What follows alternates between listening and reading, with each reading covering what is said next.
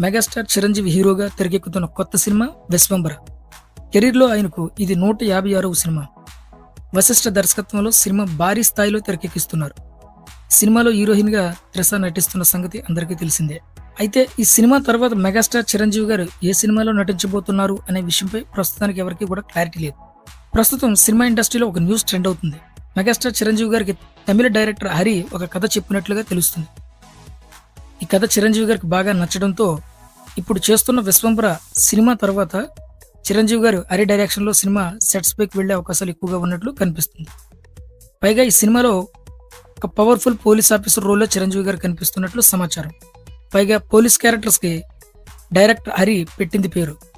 పోలీసుల్ని ఆయన చూపించినంత పవర్ఫుల్ గా ఏ డైరెక్టర్ కూడా చూపించలేరు. ఎగ్జాంపుల్ గా తీసుకుంటే సింగం సిరీస్.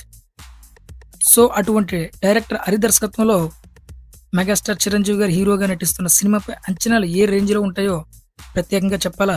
అయితే డైరెక్టర్ హరి దర్శకత్వంలో మెగాస్టార్ చిరంజీవి గారు సినిమా చేయడం కరెక్ట్ అంటారా కాదంటారా? కింద కమెంట్ సెక్షన్ లో కమెంట్ చేయండి.